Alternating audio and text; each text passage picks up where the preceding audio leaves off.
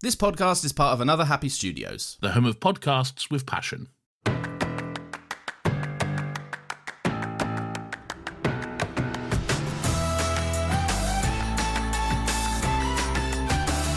Hey folks, welcome to the Fishing Trip Files, a Gavin and Stacey podcast brought to you by Another Happy Studios. This is a podcast where every other week my co-hosts and I like to take a look back at the wonderful, hilarious and silly little British sitcom that is Gavin and Stacey. Speaking of co-hosts, I am joined today, as I am every episode, by the one-of-a-kind Ari. Hello, Pierce. Hello, Ari. You alright? I'm great. Very alright. Alright. And of course, we are also joined by the brilliant Maylina. How you doing, Maylina? Good, you? Yes, I'm still, as I was 10 seconds ago, I'm still good, yes. Like, what the fuck else am I gonna say? Pierce, I have a... Did you know we live in different countries? Yes, yeah. I did. I just thought we could mention that. Why? Okay, you said in the chat, I was like, Pierce, we should add into the intro that we live in different countries, and you're like, oh yeah, just say something while I'm doing my intro. Oh, right. I forgot about that. Oh, but shit. I don't really know how to incorporate that naturally. You need to learn segues. Speaking of segues, the segue came out in 2007, and this is when this episode, I don't know whether it actually came out in 2007. Alright, that sucked. Shut up, brother! I'm working with what I've got, and I came up with it off the top of my head. Right. This episode is episode 3. Do we know what the episode is titled? No. I forget. I saw the title, but I forgot it already. It's pretty self-explanatory. It's just called The Engagement Party. Or just, it's not even The Engagement Party. They dropped the because it's cleaner. They just called it Engagement Party. And it aired on the 20th of May 2007, the same year that the segue came out. I'm actually going to check that now. When did the segue come out? Yeah, you don't want to be spreading misinformation. That would be insane if that was true. I think they've got to have been around since like the 90s, though. Yeah, I feel like... See, I'm thinking of... 2001. That was when I was born. It was when it was revealed in 2001, and then it was brought to market in 2003. Is any of this making it in? Segways just give me like major late 80s vibes for some reason. I don't know why. I know what you mean, yeah. They're very sort of retro, aren't they? They've got that vibe to them. Did you guys ever have one of those hoverboards, the things that people called segways, that was like segways without handles? I was not coordinated enough for anything of that type. Yeah, no. I never had one either. I didn't have any, but I really wanted one because I thought it was just the fucking coolest. I remember I went to New York in 2015, which is like when those hoverboards were like really, really huge. And I feel like I saw loads of them when I was there. Like you'd see at least like 2 or 3 every day. But maybe that's just because New York is such a densely populated place. I didn't go to New York in 2015, so I can't fact check you. Yeah. Oh, shit. Damn it. All right, you could be lying and we'd have no idea. Any of our listeners who are in New York in 2015, let us know. Did you see a bunch of segways when you were there? All right. Let's talk about the episode. Do you have any overall thoughts? I honestly, I really liked it. It's my favorite episode so far. And I think that I think like I describe this episode as the episode where they try to get you to like every character. And while I don't appreciate the manipulation, it definitely worked. I ended up like anything that tries to get me to like James Corden already is like bad in my books, but somehow it worked. I really enjoyed this episode. I feel like you're going to really hate this show if that's your view. Ari, what did you reckon? I didn't like it as much as the last 2, but it was still good. For real? Interesting. What the hell? That's wild. Yeah, because I agree with Maylina. I just said not as much happened. Well, I guess a lot did happen. But it wasn't like last episode, there were like 10 different like little like plot threads that were all happening at once. So this is all more just about one thing. Yeah, that's true. Which is fine. Yeah, I get that. So like my thoughts on it is basically just I basically just love this episode. It's like Gavin, this type of episode is like Gavin and Stacey's bread and butter, when the whole family is all together and everyone's interacting with everyone, and you get to see like the Barry lot and the Essex lot come together. You get some great like explorations of character, and there are like really funny bits, and there's some and there's also like some awesome plot development. overall, I think this is just a banger episode. I love it. I love it so much.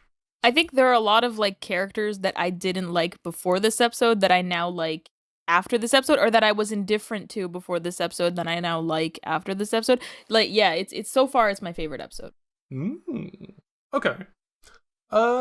Fuck it then. Should we get into it? Yeah, I guess so. All right. So Ari, I know that you're going to be disappointed that we didn't actually get to see Gavin in a police car, because you mentioned in the last episode that you wanted to see the I thought it would be aftermath. fun if it led straight off. Yeah. Sorry about that. Oh well. That leads me into my first thing, which is that was because so it starts with Gavin on the phone, and he's like, "Oh yeah, they let me off with a warning." That's insane energy to let someone off with a warning. Like Yeah, they were about right? to shoot him. They were about to kill this man, and they're like, "Yeah, no, you're good. Just don't do it again." They were literally about to kill him. They take him down to the station, and then that's it. Just don't do that again. Yeah. Great. So, yeah, we open again on them at work, and they're on the phone again, and we're starting to see like the trend. I think I might have mentioned this in the first episode, but it got cut out. That every episode, except from one episode that I've been able to find, opens with a phone call. I like that passive. It got cut out. Like, who did that? I don't know whose fault that was. But yeah, and so yeah, they're on the phone, and Stacey's just like admiring her ring while they chat, which is nice. I think that's cute. That she's just got engaged, so she's like just passively sort of staring at her ring. I think that's really sweet. And then Gavin offers to come down to Wales and tell Gwen that they're engaged, to be with Stacey when she tells her mum. And she's sort of very dismissive about it for some reason. Bit peculiar, isn't it? I mean, not even not knowing what's about to be revealed. I think it makes sense. Like that might be something where someone would be like, I just want this to be a moment with my mom. In real life, I would 100% agree with you, but this is a TV show. But this, okay, yeah. And they make a point to show us how dismissive she's being. So that's Chekhov's dismissal right there. All right.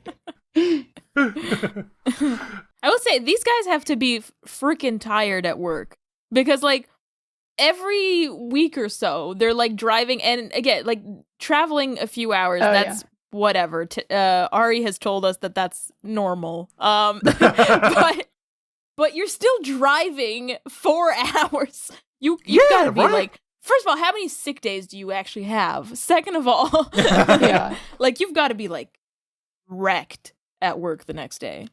The concept of having a limited amount of sick days is fucked up. Insane. You guys don't? No. Fuck. I mean, maybe people do, but I've never had a limited amount of sick days. It's just, if you're sick, right? What are you going to do? Yeah, but if I'm out of sick days, I just don't get paid. You get what I'm saying? I have sick days where I get paid. If I run out of sick days, I can still take off if my boss says yes, but I'm not getting paid, basically. Oh, okay. Maybe that's a thing. Yeah. I'm not actually sure. But okay, right, I get you. Pierce hashtag works for himself. Not at the moment, I don't. Hashtag unemployed. Everyone hire Pierce. Hire Pierce for things. Not everyone, because that's going to be too much work. Just no, everybody. 3 or 4 people. You can handle it. All right, yes. Then we get a title card, and so yeah, it goes from Stacey being like, "My mum might be a bit shocked if when I tell her," and then it goes to title card, and then it just cuts to Gwen being like, "For fuck's sake, Stacey, what have you done?" Can I make a quick unrelated note? Is this an okay time? Yeah, go for it. I'd in the first episode, I said the theme song was a solid B. I would like to amend that. I do think it's an A. Oh shit! It's getting better and better. By the end, it's going to be an A+++++. Yeah. I'm looking forward to it. But before it becomes an A++++, we have to discuss Nessa walking in and doing 2 things.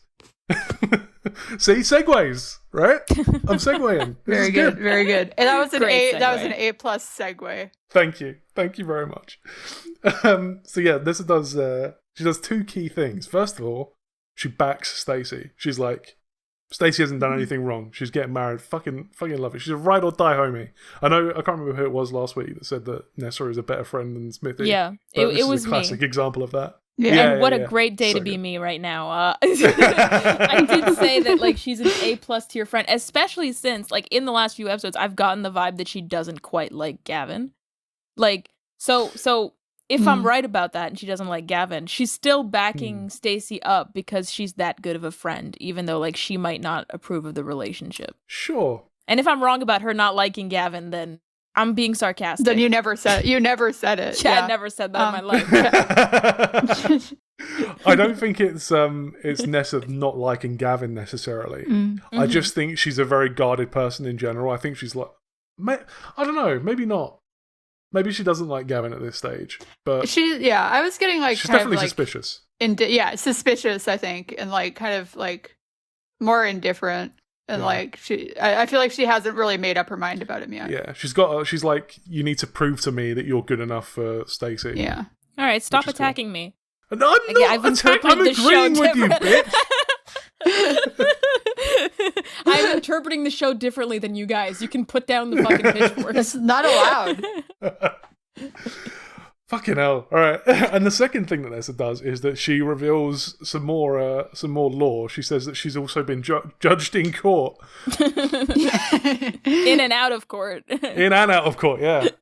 I could ask, kind of going off last week's pattern, I could have asked what crimes do we think Nessa has committed, but I think a better question is what crimes hasn't Nessa committed. Yeah, right. She must have done a lot. Doesn't in this episode she say that they were like drug smugglers, her and like an ex-husband? Yeah, that's true. Does indeed. It's very exciting. We're going to get to that, trust me. Yeah, They're watching Weakest Link in the background, which is pretty cool. Yeah, I used to be obsessed with that show. I took a note of that too. Yeah. I know Weakest Link because of Doctor Who. Yes, here we go. Right. So we got another. What was the theme song I sang? Who does this actor play in Doctor Who? What's her name? Anne Robinson. She plays the android in season 1, episode 13. I didn't write this one down because I didn't even think of it, so I don't actually know. But I'm pretty sure it's episode 12 and 13. Yeah, more 12 than 13, but you are correct. After that episode from Doctor Who, I got super into Weakest Link. And, for real? So it hearing that awoke something deep in the back of my brain where I was like, oh my god, I used to love that show. Dun dun dun dun. I did watch after the Doctor Who episode. I did watch there was a Doctor Who cast edition of the Weakest Link. Yeah, so I did watch that episode. It's really fucking good. I like it a lot. Yeah. And so Stacey and Nessa sit down to watch Weakest Link, and Gwen phones up Bryn, and all she just says to him, "She's done it again." And then it takes Bryn. I timed it. It takes Bryn 7 seconds to get from his house across the road to the back door. And he's just straight in, shaving foam on the face. And he's like, where is she? Where the fuck is she? Yeah, I did like that Bryn immediately knew what was happening. Yeah, exactly. She's done it again. Oh, so good. And he walks over and he reveals that Stacey'd been engaged once before to a guy called Howell. Which is just crazy, right? No one expected that. Well, 15 times, really. Like, if you were... 5 times! Five. 1 billion times, if you really think about it. I think, Pierce, you had mentioned to us that Stacey's previous relationships would come back. But I wasn't expecting her to have been engaged 5 times. I had a little bit of sizzle in... Was it the last episode I said that? Probably, with the phone call. I will say, when I was rewatching the episode yesterday, in the previously on segment, they showed Stacey when she was on the phone call with Gavin, mad at him, and she's like, "You're just like the others." Yeah. I was like, like the other men she's been engaged to. I like how much lore we get on specifically Ahmed. We get so much lore on him. Yeah. Oh man, you ain't ready. I hope he shows up. It's probably a little problematic, but see, The thing about it could be like problematic, but it's not. The thing with Ahmed, it's never played for laughs or anything. It's just. He's not the butt of the joke. Yeah, right? exactly. Yeah, that's what I'm trying to say. Yeah, he's And never made to be the butt of the joke or anything. When they mentioned him, I was scared that they'd go into like stereotypes or something. I was like, oh no. Yeah. But like the whole time, it was just like, no, he's a good guy, and we all loved him. Yeah, and exactly. Yeah. So they Everyone didn't loves go into Ahmed. Yeah. They didn't say anything bad about him. They at did all. a little bit. They did a little bit, I think. Well, nothing bad, but they did a little bit of like the stereotyped, like his family is like putting away money for his wedding or whatever. And, I don't know. Yeah, But he says that like that's in their culture or whatever. Yeah, that's true. But yeah, Is Uncle Bryn cancelled? is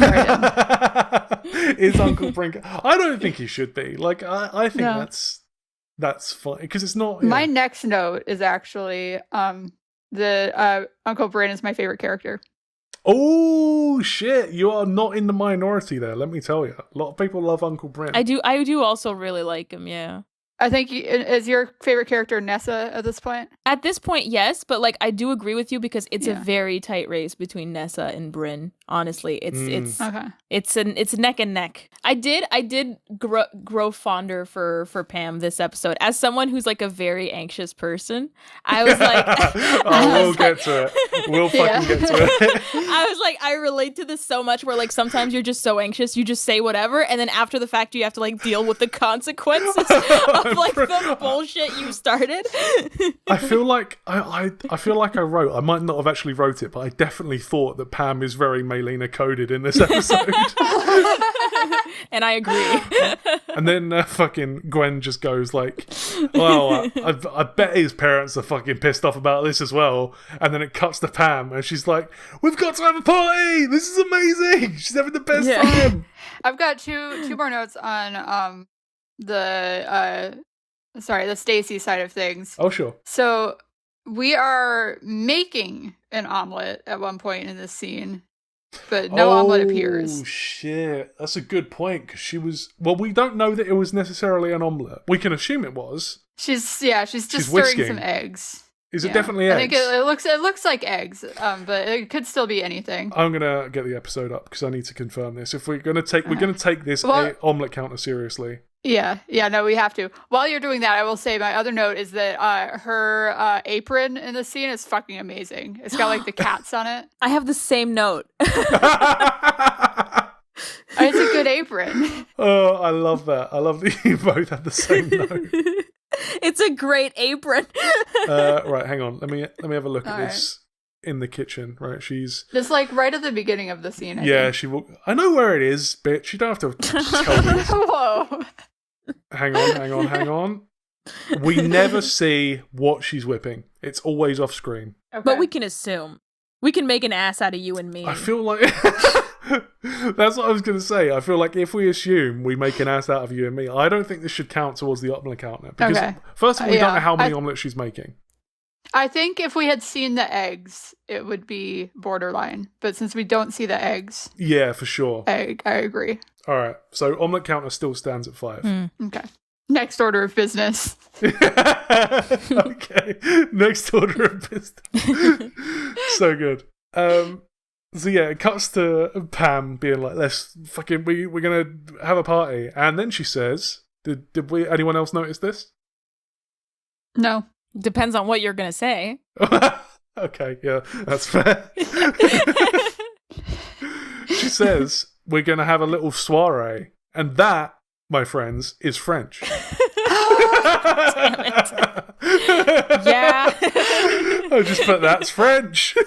We fucking did it. I wonder if there's ever going to be an episode where they don't say something in French. Yeah, right. I'm wondering this because there's like 3 examples in this episode. So, and it's not like a particularly Did you French write episode. them all down? Yeah, I did. Of course I did. I put that's French after each one. Put like a baguette emoji or something. So, Maylina, can you tell us what soiree means? What's the direct translation of soiree? Evening. Oh, of course, because bonsoir. Whoa. I never even put 2 and 2 together. Bonsoir. Yeah. That's good evening, yeah. So, Pam rings Dawn to tell her about the engagement.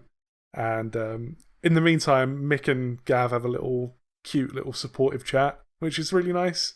And Mick's like, "Oh, I'm proud of you, son. Well done." Yeah. I do like that in the background of this you can hear like Pam telling Dawn Yeah, it's about so like good, the right? engagement, and you can just hear her high-pitched voice like, I know. Oh man, I fucking love Pam. And then she's at the after she invites everyone down, she says we've got to start making bridges. And this is like another thing that Pam does all the time, where she like gets phrases ever so slightly wrong, because the phrase is building bridges. I thought you British people were just at it again. With your expressions. Pam's great. So yeah, Gavin like calls Stacey, and then we don't see the phone call between them. It just cuts from Pam saying we've got to invite them all, and it cuts to Bryn just going, "A party in London on Saturday." It's so good. He's still got the shaving foam on his face. I love that that's there for the whole scene. It's so good. I like how he doesn't fuck with it until sat-nav is brought up. Yeah, right. I love how heavy this guy fucks with Google Maps. Yeah, Gwen becomes suddenly just a lot more supportive. I don't know how that happened, but nice one, Gwen. Pierce, you're like you're like 3 years older than us. Do you remember SatNav? Oh yeah, man. Fucking sat-navs were the best. They were the coolest. I was like Bryn, man. Like, I was a 6-year-old, and I was like, I remember my granddad had one, and we took it to a holiday in France, and I thought it was the coolest thing in the world that we could just like get lost in another country and we'd always find our way back to like wherever we were staying. Oh, it was the coolest shit, man. Sat-navs are the best. I vaguely remember. I think we had like one of the older GPSs, but I think by the time we got one, and I would have been like very like, I don't know, like 4 or something. I think by the time we got one, they were already kind of out of date, and like people had moved on. So I don't really think we ever used it very much. They were only around for like, cause I feel like sat-navs maybe like became popular in 2005, 2004-ish. And then by 2010, they were completely just, what's the word? Obsolete. Obsolete, that's the fucking word. Yes, well done, team. We did it. They were completely obsolete. Because I'm great at English. It's crazy. It's fucking insane. They decide that they're all going to go. Ness is going to come along. And as everyone sort of leaves the room, Ness just tells Bryn he's got something on his face. And what happens next? We go to the next scene. Yeah. Yes. I think it's at the arcade. Isn't it? Oh, fucking hell. Yes, it is. Fuck's sake. All right, I'll do it. We're back with Nessa at work. I did it. No, you didn't. Yes, I did. I guessed the shit out of it. You can't. Well, you want me to take over? I feel like I'm giving you an opportunity. We're 3 episodes in, and I've been doing it this whole time. All right, I'll do it. We're at the arcade. and Ness is at work, and she's talking to this customer who gave her, I assume, a high amount of money because she has to like check it for fraud or something. And she's just like, "I'm sorry, I'm sorry. I don't know if you're a piece of shit, so I have to check this." So the joke Isn't here it like is, £5 or something? Yeah, the joke is that it's £5. It's like worth like, I don't know, $6 or whatever. So it's like not worth anything. Well, she's checking it out. She's checking it a lot is the point. And Stacey shows up, and Ness is like, "Shut the fuck up, I'm working." She tells the bitch, "Okay, you can play in the arcade. I guess you're not a criminal." And then takes like an insane amount of time just like looking off into the distance. Yeah, I made a note about this. Like the customer walks off and Nessa just watches her leave for like a good 10 seconds or so before saying hello to Stacey. Well, she doesn't say hello. She says, "All right, what's occurring?" Which is amazing. Yeah, she says what's occurring, yeah. That's a Gavin and Stacey thing. I know that because that's how we announced our podcast that way, and I didn't know why until just now. That's not something the Welsh just say? Well, okay, so like, yeah, Nathan like announced our podcast. Like in the Discord, he said, "What's occurring?" And I thought that was just Nathan trying out a new expression. But then he said, But then he posted the same thing on Instagram, or we posted the same thing on Instagram. So I was like, oh, I guess it's a Gavin and Stacey thing. Yeah. It's something of a catchphrase of Nessa's. It's a very good catchphrase. Just backtracking a little bit. The customer who gave Nessa a $5, I could not find this actress anywhere. I don't know who plays her, so I cannot confirm whether or not she's in Doctor Who. I'm very sorry. I've let you down. She was just in the arcade that day. Yeah, it totally could have been, you know. They were on a budget. That totally could be it. Mysterious of them. Yeah, and so we find out during this conversation that Nessa has had 2 other husbands, at least. Yeah, right. One More of law. which got shot via firing squad. Yeah, because Nessa ratted on him, man. Nessa fucking didn't say ACAB, and she ratted on him, and the guy died. Fucking fuck Nessa. Not Okay, fan. so my mind went somewhere else with this. Maylina, did you? I'm curious if you were thinking along similar lines. So the guy's name is Clive, right? Yes, Clive, her And second husband. He gets shot. God. Oh in the my god! mid-2000s. Oh my god, you're so right. Clive died in the pilot episode of the Doctor Who revival. It's Clive. It's canon.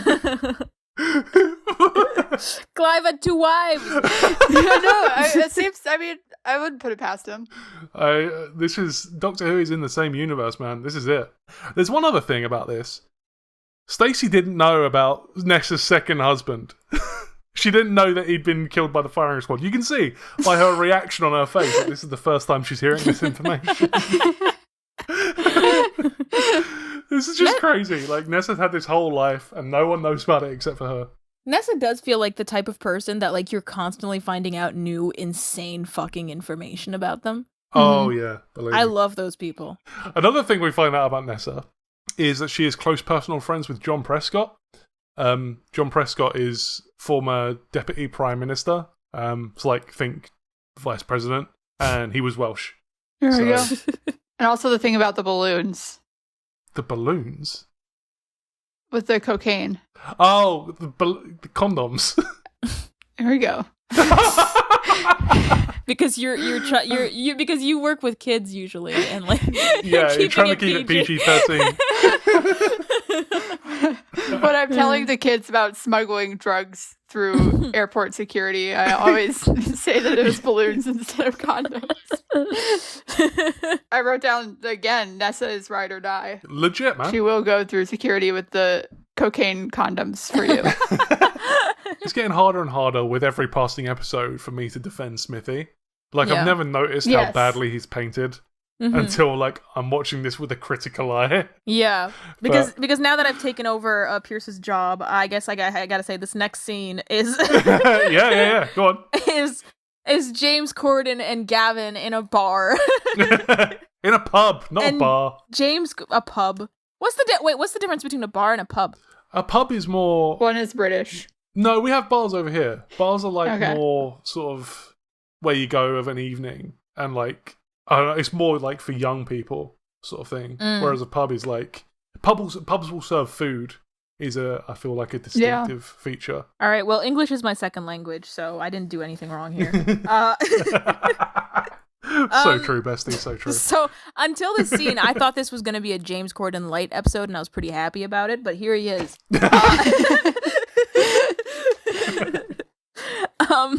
So he's in a bar talking to his 17-year-old girlfriend as if she were 5. Oh, God, I hate it. I hate it so much. I do, however, I will say that I love the nickname Lullabella Mozzarella. It just rolls off the tongue so well. Banger Yeah. nickname. No. Straight to jail. That's like a nickname for a dog or something. Yeah. Yeah, I So, agree. But cancelled. still, it doesn't detract from the fact that it's a fucking sick nickname. I was very focused on the fact that, like, he does talk to her in, like, the way that, like, the lovey-dovey coupley way you talk to, like, your significant other, but because she's 17, it just makes it look It's like so he's weird. talking to her like she's 5, like he's about to, like, tell her to go to her room or something. It's fucking weird. Yeah, no. It's so creepy, isn't it? It's awful. Yeah. And then, so they're talking about Gavin's engagement. Well, Gavin Yeah. tells him about his engagement. First of all, like, Smithy's like kissing her down the phone and being like, I got to go, I got to go. And then he hangs up the phone and Gavin just goes, who was that? Wrong number. It's like one of my favourite gags in the whole show.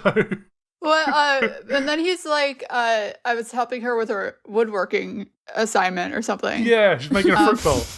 Yeah. I did have to take woodworking, but for some reason, and the teacher complained about this, we had to take it for I think 3 or 4 years, I'm not sure, in high school, and it was called computer science, which is, I believe, the exact opposite of woodworking. Jesus fucking Christ, yeah. And the teacher complained about it. He was like, what? He was like, they made a mistake in the schedule. It's not supposed to be called computer science. This will be fixed next year, and it just wasn't. And also, like, what the fuck? The first year or so, I think, we were just talking about, like, theoretical how wood works and how you're supposed to cut it so that you don't, like, hurt yourself and stuff like that. And we were in a computer lab. Wait, so you wanted to do computer science? No. And instead you... We were forced to do computer science, and then when we showed up to computer science, the guy was like, no, this is a woodworking class. What the fuck? That's so nuts. I did wood shop in high school voluntarily for theater. I would help build the sets. I was very bad at it. Oh, okay. Well, it was the power tools part, because I'm not very coordinated. They sure would trust me with those power tools, though. I think it's crazy that they trust like 14 and 15-year-olds with power tools. I wouldn't even trust me right now with power tools. And this is suburban Texas, so like it was an interesting class because like some of the guys in it would have no interest in theater. They would be like, I'm gonna like go into carpentry after high school. So you just have like these redneck kids like building sets for like A Midsummer Night's Dream, and they're really good at it, but they had no interest in like whatever we were doing. It's so weird to think about, like, because I'm from the UK. Like, really? I didn't know that about you. Oh, shut the! I will kill you in your sleep. I had to get back at you for last episode. I didn't even realize you were being sarcastic when you said that until I rewatched the episode like a few days later, and the betrayal. You need to remind what that was that he said. I said I come from a small town because I was doing exposition, and you said, "Oh, really? I didn't know that about you," and I thought you were being genuine because I have trouble with sarcasm. And a few days later, I rewatched the episode, and I was like, "Oh, that sarcastic motherfucker!" And I've been plotting since then. What happens next? Oh yeah, Gavin Smithy is a paranoid little cunt. He seems to think that like Gavin's gonna like kill him over Stacey or something like that. Smithy acts like he's just been stabbed in the back, as though like Gavin is personally victimizing him. I find it hilarious, to be honest. And it's not the first time he's done this shit. Like, yeah, so true, right? He did it in like the first episode. Yeah, he seems to think that if Gavin hangs out with anybody else, he'll just cease to exist. Oh man, and this, I won't say too much, but this doesn't stop. Is the point. Oh fuck, I said it earlier, but it's getting harder and harder for me to defend Smithy. He's such a bad person. And stop, he needs to go to jail. He does. Yeah. Carry on, what happens next? Oh, god damn it. Wait, no, then we go to Gavin's house. Yes. Okay. Yeah, and okay. And Gavin's mom is lying on the couch. She's got cucumbers on her eyes. And that's as far as I'm going. Okay. And Mick's doing the hoovering. We love a domesticated king. I have a question. Okay. I know in America, usually, because Ari has told me that it's like less and less so, people wear shoes indoors. Canada, no one wears shoes indoors. Pierce, is it weird to wear shoes indoors in Britain? So it's not weird. It's like 50-50. Like some houses will be like, can you take your shoes off? Some houses will like, we don't give a fuck. Like it often depends on how recently the carpet in the house was redone. So like in our house, the carpet is like older than me. It's like 30 years old. So no one cares whether people wear shoes in the house. But, I've been to people's houses and they've been like, can you take your shoes off before you come in? This isn't that interesting. No, I wanted to know because Pam was like, take your shoes off. And I was like, he has his shoes on? But I think, honestly, probably the reason in Canada it's more common to not have shoes on is just because of, like, snow and stuff. Like, it'd be weird to, like, keep the shit that you have on outside. Yeah, that's true. I totally get that, house. Yeah. But, yeah, I was just wondering. All right. Write in, everyone. Do you wear shoes? Right in. Do you wear shoes indoors? What are your shoe rules? Yeah, I don't like nuance. I want the rules set out. I want a map that says where they don't wear shoes and where they do. I want I don't like this wishy-washy answer. If I go to Britain, I want to know whether or not I'm keeping my fucking shoes on or not. Did anyone have another note on anything by any chance? Did anyone have like on anything at all? Like total? No, like on a specific thing. Did anyone notice a specific thing that just happened or that is about to happen? No, I already said the cucumbers thing. That's the only thing I wrote down. Well, we have some more. I did say, well, I don't think it's your thing, but I'll say it anyways. Everyone matches the vibe of this show perfectly. Everybody knows exactly what the vibe of this show needs to be, and everybody does their fucking job. Like, this show, they all know exactly how they need to do their character, and they do it very well. I will agree with that. Pierce, is that your note? I love how May, you were like, I don't think you'll have said this, and then you come out with the most specific note we've had all episode. Because I wanted to say it, but I was like, I think Pierce is thinking that I'm guessing what he's gonna say, and there's no fucking way that's what you wrote down. All right. What I wrote was, Pam wants to get a lemon roulade out the freezer. And roulade, that's French! Yeah! The term roulade originates from the French word rouler, which means to roll. Sorry. May, can you confirm? Can you pronounce that again, Pierce? Yeah, no, wait. Maylina, can you say the word that Pierce was trying to say? Rouler? There we go. That's exactly how I said it. That was my pronunciation. Yes, and the thing is, the reason I chuckled was because I didn't know what word you were saying until you came out with the definition. But great pronunciation. I loved it. Thank you. I'm not being rude at all. I'm just going to ignore any hints of sarcasm and just take it as a compliment. Thank you. Please do. Great. All right. Is this where she says that Mitch needs to go to the store to get veggie burgers? It is not. That later? It is not that. It's later. Okay. But what she does say... I flew too close to the sun there. Fucking slow down. Pam is whispering to Gavin about how when she met Mick's family, she walked in on Gav's aunt and uncle going at it. And acts like this is information that he wants to know. Like, she's like, don't worry about it, I'll tell you later. And she winks at him. Yeah. What the fuck? And Gavin's just left there. Also that, like, she stops talking when Mitch, like, comes over. He can't know that his aunt and uncle have sex. I mean, fair play to Pam. Like, that's respectful. Yeah. I like that. Yeah.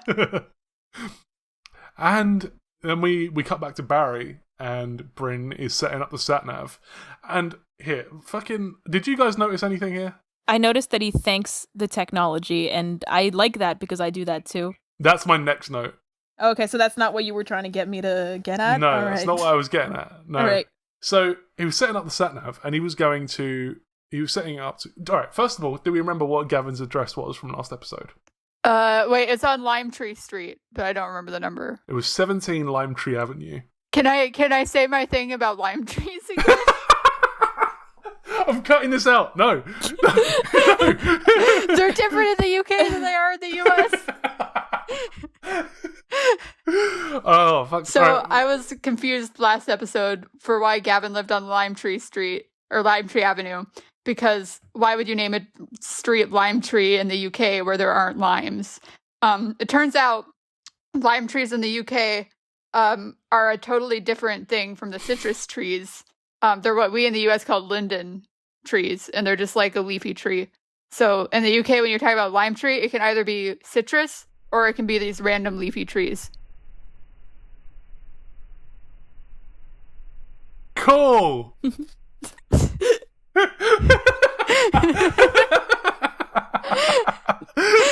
Fuck you, Pierce. And then Pierce, how'd you react to that last episode? What was the outcome of that? So I already said all that last episode, but the thing is, her mic was all muffled, and I couldn't include it. No, you edited it. You edited it to make it sound bad, but you didn't want to include it. Oh, for fuck's sake. Alright, well, my point was... Fucking hell, we're going back to... Alright, Bryn was setting up the sat-nav, and instead of going to 17 Lime Tree Avenue, he was setting up the sat-nav to go to 21 Lime Tree Avenue, and like... Whatever, it's not that interesting. Fuck it. No, keep going. Keep going, finish your thought, eat your vegetables. That was the whole thought. Oh, fuck. This is so much better than the lime tree thing. You're right, Pierce. And then my next thought is that Bryn says thank you to the satnav after it gives instructions. So like, Yeah. he's going to be safe from the AI overlords when ChatGPT takes over. And like I said, I also thank technology, and every time I tell people like I thank technology, they're like, wow, you're gonna be safe if like AI invades or whatever. I don't. That's not why I do it. but that's less embarrassing than the real answer. So I just go like, yeah. Yeah, I will be. Fucking. The real answer is I just feel bad for the AI. I'm just like, they did something nice for me. Why wouldn't I say like thank you and like please when I'm asking and stuff like that? But that's more embarrassing than just saying I'm scared the AI will take over. So I just go with that. Good thing you didn't like tell anyone. Good thing you didn't say the real reason on a podcast or anything. That would be super embarrassing. I'd never do that. Yeah, good thing this is staying just between the three of us. Yeah, good thing this isn't being recorded by 3 people. Whatever. We're all very proud of you, mate. Thank you. I also name a lot of my appliances, but that's just me. Tell us some of the names. Go ahead, Give please. us one. My dishwasher has googly eyes and it's called Cowdoy, right? Cowdoy. Cowdoy. It's a Auntie Donna reference. Oh, okay. Yeah. And then my TV, I believe I've called my TV Samuel. You don't know your appliances' names? You're a bad mother. But honestly, like I don't usually call them by their names. I just go like he's not working, she's not working. Oh, and then okay. Yeah, I do if I that. have to come up with a name, I'll be like Samuel, I guess. But Cowdoy's name is Cowdoy. It's always been Cowdoy. When we got him, we thought it was cool because it's like one of those like dishwashers that you can put on your counter, and it looks like it has a face. So we just got it like little googly eyes, and we gave it a name. Cute. And that's our son. That's our son. I can never. I know you're supposed to give your car a name. I can never decide on one though. Can we name it on the podcast? Can we give it a name right now? Yes. Pierce. Maylina thought. Yeah. Okay. Okay. Great. There we go. Glad we settled that. That's that job done. I'll say it. Pierce is a badass fucking name. I've always said this. Oh shit! I love Pierce as a name. This is rare. Bro, it's the thing a sword does. Yeah. Every time we're talking about your name, I'm like, that's the thing a sword does. That's cool as hell. I will say it's always really exciting whenever I get like I don't know, well, this doesn't really happen anymore, but whenever I used to get like a Capri Sun, you know, the things where you have to like put the straw through the thing, it used to always say Pierce here, and I'll be like, that was my name. You've told me this. And oh no! No, you said that. No, thank you for repeating it because you've said that to me once, and I laughed so hard. And now every time I see a juice box, I think about that. Well, you've said it to me, I believe, probably at the same time as Ari, but like, you said it to me, and I was very high when you said it to me, and I just thought it was the coolest fucking shit I'd ever heard in my fucking life. And now I'm sober and I'm hearing it again, and it's still the coolest fucking thing I've ever heard in my life. So at least we know that's consistent. Oh, that's good. I'm glad I brought some joy. Anyways, where the fuck were we? All right, I'll play Pierce. I'll play Pierce though. What else is Nessa up to, Maylina? fuck. Oh, shit. she's got like 15 fucking smoking badges on her arm. I think I counted them. It's 5, which is quite a few. Yeah, because Bryn told her that she couldn't smoke in the car. Yeah. Well, yeah. and he's like, you have to either get some gum or some patches or like one other thing. I forget. And she does like all of them. Yeah. And she's chewing gum. She like pops some gum before they get in their car as well. And she's got her patches. Yeah, and she has them on all night. For the rest of the night, they're there. Which I think is hilarious. I know it's played as a joke, but I still think that says a lot about Nessa, that like she's always fucking smoking, and then she asks Bryn permission to be like, can I smoke in the car? And then when he says no, she does everything she can to avoid smoking in the car for what's like a 5-hour trip. It's 3.5. We discussed this. It's 3.5. We have to assume it took them like longer than 3.5 because they get lost. Yeah. So, then we get to Pam, who's worrying that they might be vegetarians. And there's one bit where she calls out for Mick, and she's like, Mick! And then he walks in, and he's like, yes, my love. And he says it, like the way he says it is like a subservient minion. It's so good. And she demands that Mick goes to Tesco. Shout out Tesco, once again. Love Tesco. And to buy some veggie food. Every episode, man. And obviously this is like hype, like Pam's anxiety is like it's hyped up for laughs, but I relate to this. I've had this exact situation happen, not where I pretend to be vegetarian, but where I've like invited guests over and I'm just like, oh my god, what if someone here is a vegetarian and I just look fucking mean for like imposing meat on them. And then like I'm like, I can't call them, it's too late at this point. No. Yeah, no, I've done the thing where like, or like, even if I know, like, I have guests with like food sensitivities coming over, like, I don't want to ask them for like brand recommendations because I'm like, I should just know. Yeah. I totally get that. You're so right. Yeah. So I've grown more appreciative of Pam this episode.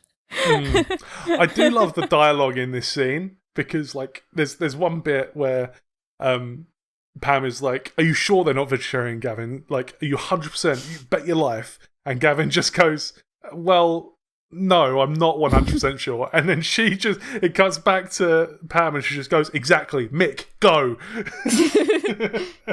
I mean, it's sweet. She's being like respectful and stuff like she's anxious because she wants to do right by these people. And I think that's very sweet. Yeah. She's got a really good line where she's like, like Gavin's like, why don't you just call them and ask? And she's like, I don't want them to know that I was focused. I was focused on like killing and slaughtering animals and wrapping them in pastry instead of. So Mick goes off to Tesco's and the Barry lot arrives. And... I forgot to say something. Oh, go on. Okay, so I've grown a lot of appreciation for these characters, and I think Bryn, if this was a real guy where like I'm on like a 4-hour trip with this guy, he gets lost, constantly thanks the piece of technology at every fucking turn, and also refuses to listen to music in case he receives further instructions, I'd probably like be annoyed by him. But it was so endearing. I loved it so much. Yeah. his little thank you very much at every like 2 seconds was so cute. Thank you very much. He also wouldn't let them talk. Yeah. And that would annoy me if this wasn't Gavin and Stacey, the TV show. Yeah. So then the Barry lot arrives and Pam opens the door and she welcomes them in, and Bryn sort of introduces himself and he says his name means hill in Welsh. And just the way he says it, it's like the most calming thing in the world. I love it. Yeah. Just like, it means hill in Welsh. It's like, yes, I would trust this man with my fucking life. It's very cute. I like that Pam asks, she's like, I don't know what my name means in Welsh. And then Nessa goes like, it means brick, or it means why or brick. Yeah. But and I like that because I like to think that the writers named the character Pam for this joke. I've never actually checked this, whether it actually means why or brick. Hang on. All right, wait, hold on. You aren't doing your research before. I'm doing it now. Fuck you. I did like the little like kind of who's on first routine. It's only like a couple lines, but Pam is like, I want to know what my name means in Welsh, and Nessa's like, why? Yeah. And Pam's like, because I think it would be cool. I can confirm that according to Google Translate, brick does not translate to Pam in Welsh. Pam does not mean brick; it just means why. So that was a lie. Interesting. Maybe Nessa was playing a little prank. But what does brick mean? So brick in Welsh is, this is going to be quite tricky for you guys to pronounce, I'm sure. But the word Us? is... Not you though, right? No, I'm a pro, so I'll be able to get around it. You little fucker, I've got it pulled up. So brick in Welsh is... let me see if I can get this right. Brick. You little shit. Interesting. Fuck off, man. Sick. Mick's not here, and Pam's freaking out. Yeah. Yeah. Accidentally says she's vegetarian. Well, she decides... No, that's not yet. She decides to do a little improv. She's like... Mitch is at the office. You keep calling him Mitch. His name is Mick. Alright, shut up. I wasn't going to... Mick. You did it once and I didn't call you out, and then you did it twice. Now you're just embarrassing yourself. I'm not good with names. I've never claimed to be good with names. He looks like a Mitch. Shut up. Anyway, Mick is at the office fixing computers, says Pam. Yes, that's exactly what she says. She's like, all the computers have been shut down, and he's the only one who knows how to fix them or whatever. And then 30 seconds later, he walks back in with 4 Tesco bags full of shopping. And then she's like, "You're at work, right, honey?" And he was like, "Yeah, a pipe broke." Just completely drops her in it. I do like that he like immediately like clocks it, and he's like, "Oh, okay, she made some bullshit up because she was anxious." Yeah, commits to the bit. Yeah. Oh, I love Mick. Mick is such a good husband. What a guy. I love him. Yeah, there's a line coming up I really like between Pam and Mick. Yes. Well done. I did say, like, again, I fell in love with a lot of characters this episode, and Mick, I did not like him during episodes 1 and 2. I think you guys remember that. I kept like saying he was a piece of shit. I like knowing why like couples got together in TV shows, being able to like tell like what exactly they like about each other. And I can definitely see now that like Mick is kind of like, he gets Pam, and he's very much like like a chill dude that just like handles Pam's anxiety. I like that he like takes her into like the kitchen, and he's like, "It's okay. You're fine. You just have to pretend to be vegetarian. Are you okay?" Like, yeah. I think it's he very just calms cute. her way the fuck down. He's like really good with her. Yeah. I love it so much. Yeah. And I like what she says. She's like, I always do the drinks and you do the introductions. Like, that's always how we've done it. I like that they have a little routine. Yeah, I love that. That tiny little character building moments like that are just the best. Like, because you get so much like texture to their relationship just from that tiny little line. Like, you can tell that they've done this. You know, I think she says for 27 years. It's just great. Yeah. But yeah, this is the point where, or just before this actually, is the point where Pam just can't help herself. She has an out, right? She has a way to get out of the situation. She's bringing the shopping into the kitchen. She leaves the hallway, goes into the kitchen, and she can't help but just bring herself back out and just drop herself in it. And just be like, the reason I have all this, by the way, is because I'm a vegetarian. And when she goes into the kitchen with Mick, she's like, "I don't even know what I said." Oh my god, right, okay. Ari, I know in the past you've told me and also May that you're a vegetarian. I think you've even said it on this podcast, so I'm going to give you an opportunity now. I knew this was coming. If you being a vegetarian was all just some convoluted lie due to a social situation, you can confess now, and I promise not to take the piss out of you for it. Aw, man, you got me. We got her, boys. Get the FBI out here. All right. I'd love to know what exactly you were trying to cover up.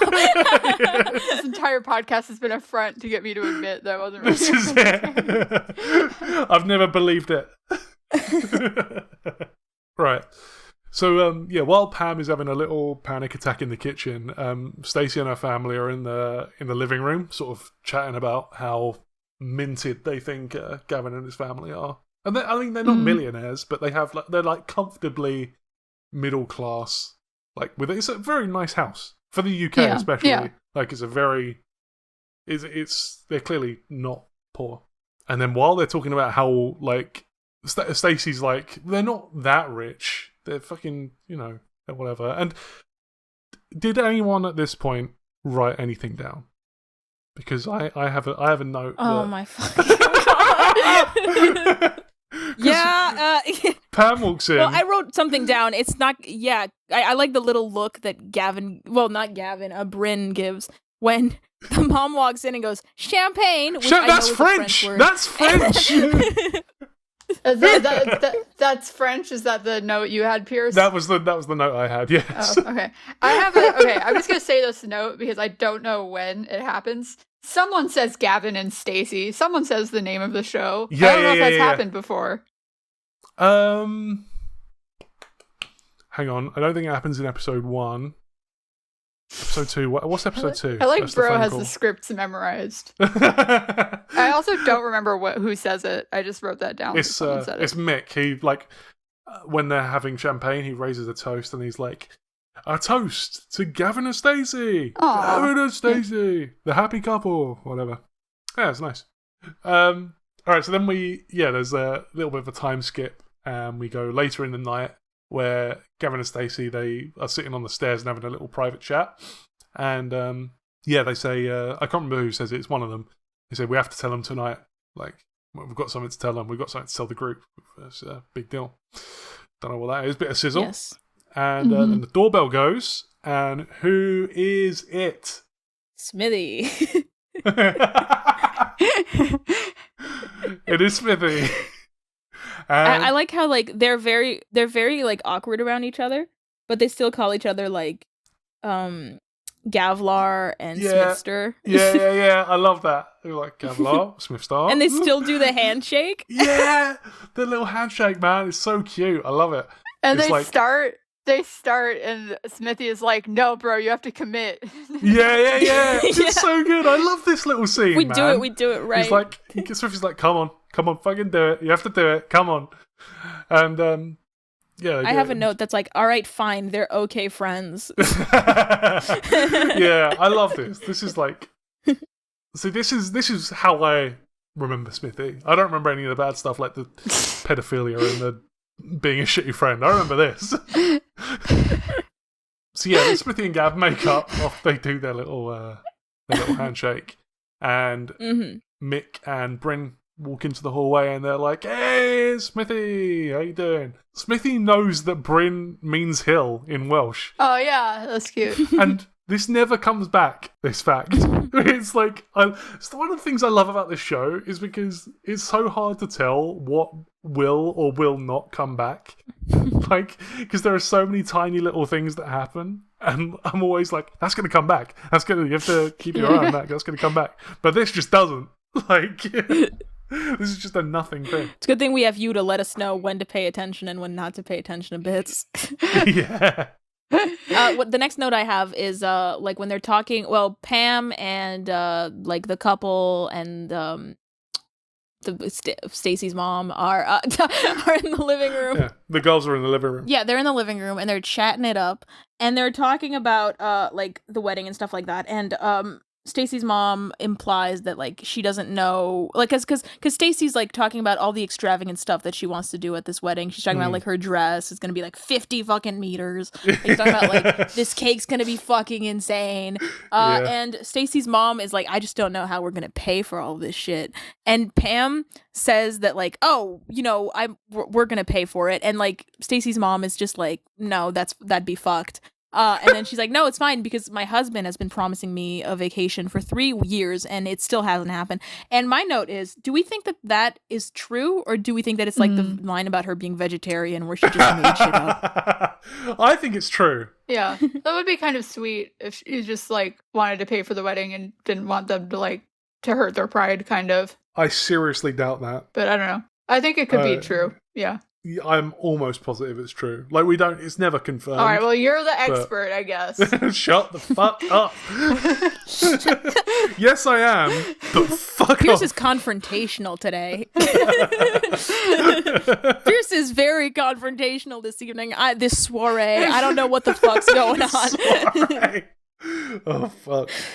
This is like the most chaotic episode yet. I know it's only been 3 episodes, but like half of this episode is just us giggling at nothing. Oh, fuck. Right. We also get the lore drop that Pam is weirdly anti-Princess Diana, which was mentioned, I believe, episode 1 as well. No, episode 2 was mentioned. Yeah. And I was like, okay. And now I'm like, this is a running thing. This is something that's going to come back. This is like her special interest is hating Princess Diana. And I don't know much about the royal family because I have better shit to care about. Me neither. But I know that people fuck with Princess Diana heavy. So I think it's very funny to just be like, not Pam though. Pam fucking hates her. Right, the boys are drinking in the kitchen and they're like experimenting on Bryn like he's a performing monkey. They're like, say this. Hey, Bryn, you got a funny voice. Say it like this. Say this. And Bryn is being a really good sport about it. He's like, yeah. Bryn's just having a good time. He's just having fun with the boys, man. Yeah. There's plenty of times that I thought, like, I think a lesser sitcom would, like, use this to drum up, like, fake conflict. And they just didn't. I will also say, I've had this exact situation that happened to me. Because, I have, like, in French, I have a pretty thick accent. And people like to make me say words if they don't necessarily come from Quebec. Wait, who would do that to you? Like people that yes, fucking Pierce. You mean like you'll be recording a podcast? Yeah. But like, for example, wait, you speak French? I didn't know that about you. That's crazy. It's my 3rd language. Yeah, goes Italian, English, and then French. You speak Italian? I genuinely didn't know this. You speak Italian? No, you're bullshitting. Fuck no. Oh right, I am. Of course I am. You fully had me. You don't think I'd brag about that shit? That's why I was so surprised. I will say though, I don't know Italian, but I am learning Spanish. Como estás, looking ass. Oh yeah. This is also going to be the last episode of this podcast. Right. Oh, I want to know whether you guys clocked onto this. So, Bryn mentions Dick Powell. Yes. And Dick Powell has a daughter called Carol. Mm-hmm. Do we remember Carol Powell? No. There was a throwaway comment from Nessa last episode as Stacey was leaving to go back to Essex. She was talking about her first best friend called Carol Powell, who was her first best friend. And this is clearly Dick Powell's daughter. Dick Powell is the only person in Barry who speaks Welsh. We will hear more from Dick Powell as the series goes on. In Welsh? He does speak he speaks Welsh. He doesn't speak English, so okay. And then there's a moment where Mick and Gavin make the same joke about how Smithy can like hardly speak English, and Bryn just absolutely shits himself laughing. God love him. He thinks it's the funniest thing he's ever heard. What a dick! Like I the only language I need to know is English. Like grow the fuck up. Sorry, I don't like James Corden. Yeah. Yeah, I think any other character I'd be like, ha, that's funny, but since it's James Corden, no. I'm just like straight to jail. Yeah. Oh, I don't think I'm ever gonna win you guys round on this show. Well, I'm just saying it might be advantageous for him to learn new languages in case he's on the run from the law because of his underage girlfriend. I like the scenes James Corden isn't in. Okay. Well, okay. Just so dejected. Oh, fucking hell. And then Nessa walks past Smithy, and she, like, this is the first time Smithy and Nessa have seen each other since Leicester Square. And the way she just goes, "All right, Smithy," and it's like she puts on the sexiest voice you've ever heard in your life, and like the way she smirks at him, I don't know. I just found it really hot, to be honest. Fuck it, I'll say it. Nessa's hot. I agree. Nessa is hot. I didn't clock that interaction, but good for you. I clocked the interaction where they're like talking near like some sort of food thing, and she says, "I thought you liked taking it." Yeah. They both reach for the same plate. They reach for the same plate, and they're both like, "Oh no, you take it, you take it." And then she says, "I thought you liked taking it." Yeah, legit, man. She's just trying to rile him up for no reason. It's hilarious. Later in the night, Pam is getting all the food set up with Gwen, and Gwen mentions that she has another child called Jason who doesn't live with them anymore. He's her eldest son, her eldest child. It's a son called Jason. Yeah. And I like well, the first time I watched this, and you guys might not know this about me, but I am very anxious sometimes, and I was during the whole episode, during my first watch, I missed a lot of stuff because the whole time I was like, I hope Pam remembers that she's supposed to be vegetarian. I thought that was going to come back in a bigger way. Yeah, and I was like, I hope she remembers. And when they were setting up the food, I was like, oh fuck, she's gonna forget she's supposed to be vegetarian. And I was so stressed out that I couldn't focus on the conversation until my second watch through. Let me be clear: this Pam being a vegetarian is not a single episode arc. This goes on. Oh. This is like a thing. That's fun. From here. Oh, great. Yeah. One of the questions I get the most, like when I tell people I'm vegetarian, is like people are like, "Why though?" Why and I though? like the idea of someone being vegetarian and people asking them, "Why are you vegetarian?" and then being like, "Well, it started as a bit, and now I can't stop." I like that you're saying that Pam being vegetarian was a bit. Like anything where you're lying to someone is a bit. My next note says, and I don't know what I'm talking about here, Nessa's trying to fuck Mick. I genuinely have no idea if it'll work. Anybody know what I'm talking about? Yeah, this comes up in a second. We cut to a bit later in the night, and then we move over to Bryn, Mick, and Nessa are chatting about cars. And Mick asks Nessa if she drives, and she says, "No, I don't drive," which is a shame because I love a good ride. Great line. She's so good. I hope I'm in a position in the future where I can use that line. Hopefully, someday, I can bust it out. So yeah, after Nessa drops that insane line, Gavin and Stacey go to make their announcement, and Pam is just instantly jumping to conclusions again, assuming that Stacey is pregnant, and they have to just let her down gently and be like, no, she's not. And the 6th of April is the wedding day. 8 weeks until the wedding, man. That's not long. We've got 2 months to plan a whole fucking wedding. And she wants like a big wedding too. Like you could plan a small wedding in 8 weeks, but you can plan a small wedding in 2 hours. we could get married like right now. Should we do it? Let's fucking go, guys. Key point. As soon as they say it's 8 weeks till the wedding, Smithy is immediately like, "I need a fag," and he goes outside. He goes for a fag. This is completely innocuous at this point. Yeah. And then they reveal they're getting married in Wales, and Pam is 2 things: she's drunk and not happy about this fact. So and she's vegetarian. All right, she's 3 things.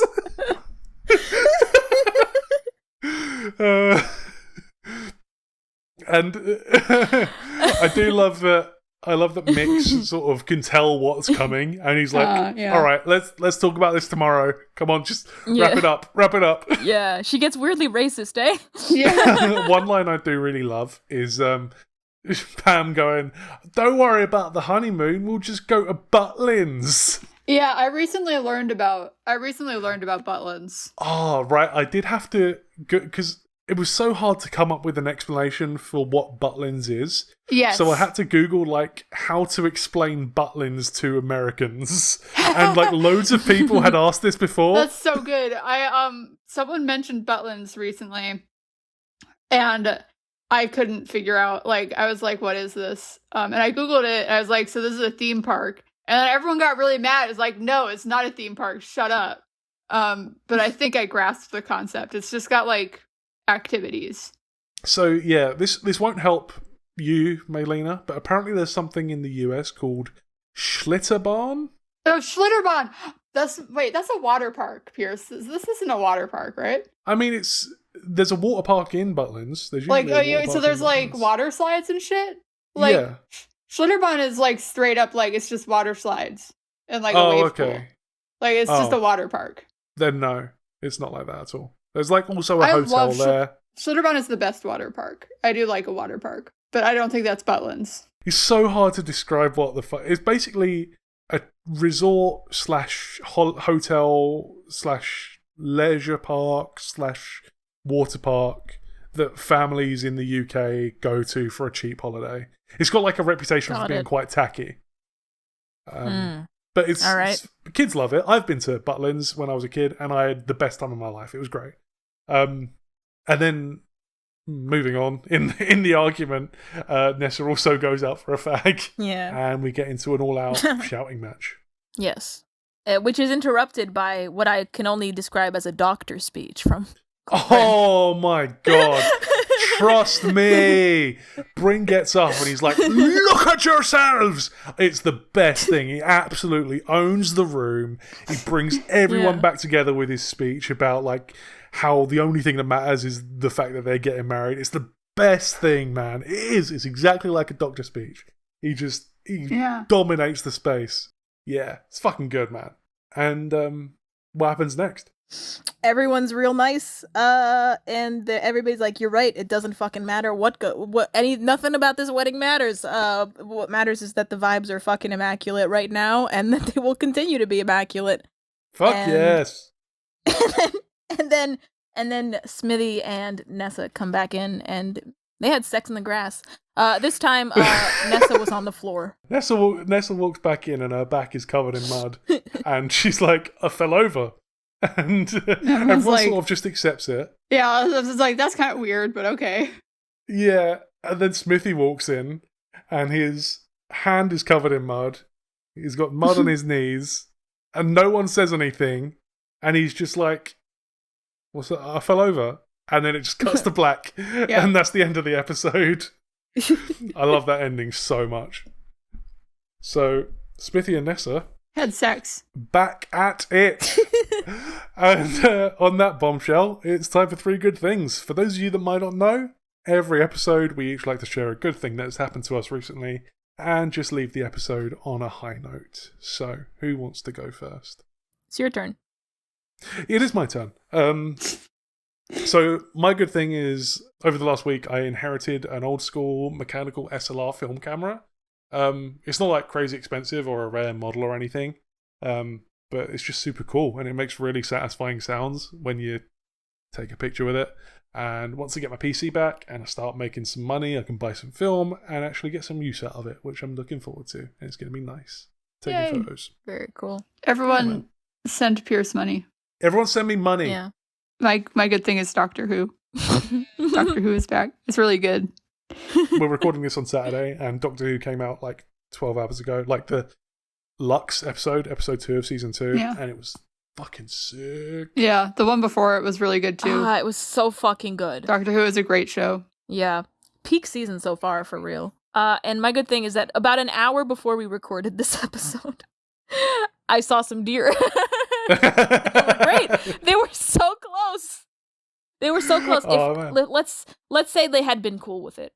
Would have taken me at most 10 seconds to get to those deer and pet them. They were very close by, and there were 3 of them, and they were so cute, and they kept staring at me, but they were not scared because these deers, I see them like maybe once a month when I go on like a nature trail thing. They just happen to be there like maybe once a month. So I think they know me. And I refuse. And if anybody knows anything about deers and like their memories, don't tell me if they actually do recognize me, because my headcanon is that they do recognize me and they love me very much, and that's why they're no longer scared. Yeah, no, those are your buddies. They used to be very apprehensive, and now they just like stare at me and then they continue eating. So we're actually best buds. Yeah, no, they're like, that's Maylina. She's chill. If you want to see Maylina's deer videos, follow us on Blue Sky. Thank you ever so much for listening. If you'd like to keep up with the show, we're on TikTok, Instagram, at Blue Sky, at FishingTripFiles, so feel free to give us a follow over there. Or if you ever want to get in touch with the show for whatever reason, you can email us at thefishingtripfiles@gmail.com. I do actually have an email I'd like to read to you both that we received. I'll say. Hey gang, I had some technical difficulties. It's not here or there whose fault that was. From this point on, my mic has stopped. So Pierce has edited around the fact that I'm not here for the outro. Also, I'll just say adios so that he can put it in the outro. Adios. All right. See you, Pierce. This is from Nat, and she says, "Hi Pierce, Maylina, and Ari. Hi. I would like to point out that my name was first. I am the primary host. I am the most important. You two are dispensable. I am not." Did she use an Oxford comma? She did use an Oxford comma. You'll be happy to know. That's our queen. There we go. And that's why we love you. I've been loving your podcast so much. As another non-Brit who was confused by the cultural references in this show, but didn't have a Pierce to explain them to me, I love the dynamic that the three of you bring to this silly little show. Maylina and Ari, I'd love to learn about which two regions, cities, states, provinces, etc. are far enough away to make a long-distance relationship tricky, unlike the ridiculously short distance between Barry Island and Essex. For me, I'm thinking California and New York City. Can't wait for the next steps. Lots of love. Nat. What do you guys reckon? What about you, May? What do you reckon? What's your limit? Here's the thing. So I know you and Quentin were long distance for a while. Yeah. And it was an hour, which was difficult, but it was difficult because neither of us had our driver's license for most of it, and then for the other half of it, it was COVID, so we couldn't travel much. Like, I remember I would get arrested because my license plate was registered for a completely different town than the town that I was in. So it's hard to say. I'm trying to like think of it today. If Quentin and I lived about an hour away from each other, I feel like we could handle it because we both have driver's licenses. I guess let's say Montreal to Quebec City, like five-ish hours would be like, oof. So 5 hours seems to be the consensus. So not that much further than Barry to Essex. Thank you very much, Nat, for that email. That's some very sweet words there. That's very nice of you to say. Thank you. So yeah, if you want to help out the show without it costing you a penny, please feel free to leave us a review or rating on your podcast platform of choice. Just like this one we received on Apple Podcasts last week from the one and only Nathan Bauer. Left us a review on Apple Podcast, and the title was "Very Good Podcast." And in the body text he wrote, "Very nice, and I am writing this of my own free will. Pierce has not threatened me or my family. Everything is fine, and this is a good podcast which I enjoy." So, wow, I mean, what a great review. Thank you, Nathan, and that's very nice of Nathan to be so very specific about how unthreatening I am. That's great. Yeah, you can see in this episode how, like, maybe some people might think he is threatening, because he threatened us, like, 15 times during the recording of this. But I will kill you both. And all of our listeners, if you don't leave a review, I will kill you. And your family.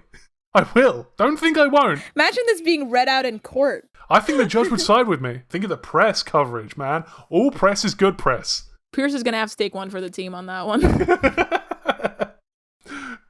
All right. Once again, this podcast is produced by Another Happy Studios, so please do check out the other podcasts from them if you haven't already.